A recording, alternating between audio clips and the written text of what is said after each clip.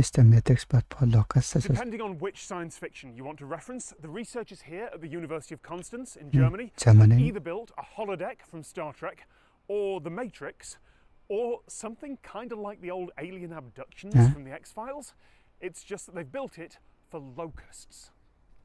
One of the great challenges in studying collective behavior is that there's this intricate network of interactions among the individuals that we can't see, we can't control. And so it's really difficult to understand how these locusts, with their local interactions, can scale up to swarms that can extend across hundreds of square kilometers.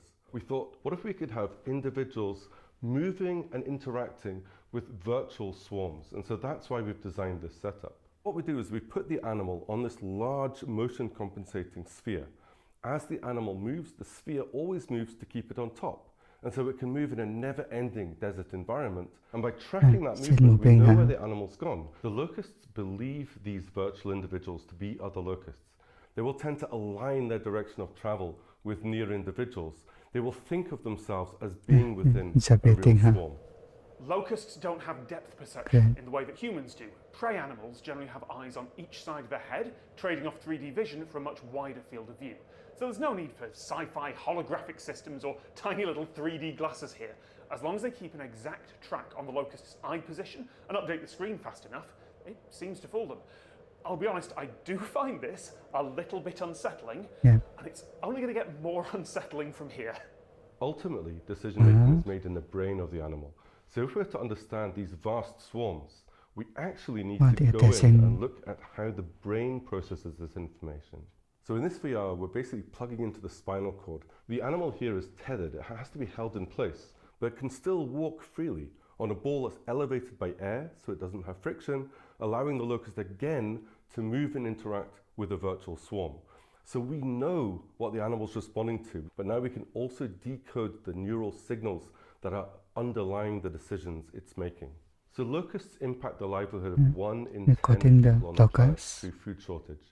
They contribute to humanitarian crises across the globe. Yet, no one understood why they form swarms. So the researchers here have also commissioned this massive imaging hangar and are going to track thousands of locusts individually by attaching tiny retroreflective tags to each one and using a motion capture system with more than 30 cameras. Sub-millimeter precision, 100 frames a second. Again, I had questions, starting with, where do you order thousands of locusts from?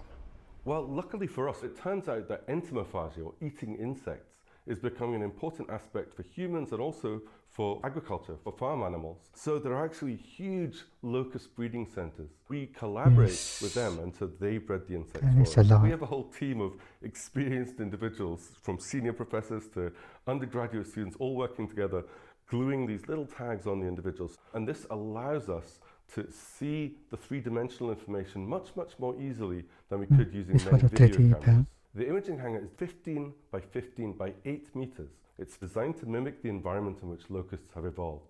We have extremely bright lights that capture the natural wavelengths of light that they experience. We have the correct temperature, around 27, 28 degrees centigrade, within this large space. So we're looking at the locusts in different densities to see which different structures and patterns form.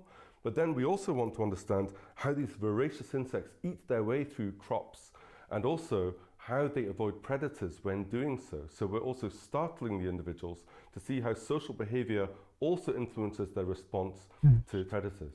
When the insects hatch, they're flightless. In fact, they're flightless for the first 2 months of their lives. It's only in the final adult stage that they take to the wing. And so the critical stage for understanding the swarms and also controlling them is these flightless juveniles. And this is about 10,000 locusts. There are questions about testing on insects, of course, but the consensus right now is that they're insects. And I don't think anyone feel bad for eating cockroaches and all. As long as there's no unnecessary harm caused, the trade-off is well worth it. These would have been ground up for animal feed, after all, and the world doesn't have a problem with that. And locust swarms aren't cooperative. Researchers have discovered that locusts march in formation because traveling in the same direction at the same speed is the easiest way for each individual to avoid being eaten by other locusts. If humans can understand this swarm's behavior, maybe we can start to understand the gigantic, devastating swarms with billions or even trillions of locusts, the ones that destroy food supplies. Or maybe we can start to improve the forecasting tools. Because right now, the only methods the world has to deal with devastating locust plagues are vast amounts of industrial pesticides and hope. I find it astonishing Tom that there Scott are is pest getting insects that black impact due so many to people on the planet, so many and yet there's locusts. so little research into this. And one of the main reasons is that the people that really are impacted by locusts, they're subsistence farmers. They can't afford agrochemicals. You also have countries where they've got other problems to deal with, such as internal strife and conflicts. The last experiments we did Right, with I don't locusts, understand. when I was based in Oxford, we had, I think the most was 110 individuals. To approximate what they're doing in nature, we need to start looking at tens of thousands of individuals. The key here is that we need these very large-scale experiments to be that bridge between the lab and the wild. One of the amazing things about locusts is that the swarms just suddenly appear out of nowhere. And so what we're trying to mimic here is as population density increases, we think that these swarms will suddenly emerge. They'll suddenly start marching together in unison. We're just beginning to understand the wonders of collectives, how groups of neurons communicate with each other to allow animals to make decisions, and then how social interactions connect I'm going the brains same way, together, such as in locust swarms. So we think locusts can sense the environment through this communication within the swarm. This gives them a swarm intelligence that's beyond the brain of any individual. We can use this to begin to understand how and why these swarms form, and therefore how we can best minimize the impact on They're humans. just repeating.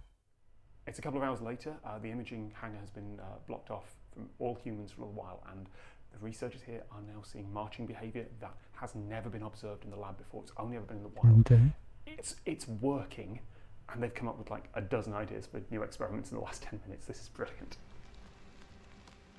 wow. This is ending good. That's interesting. Because they keep marching towards left and right. This is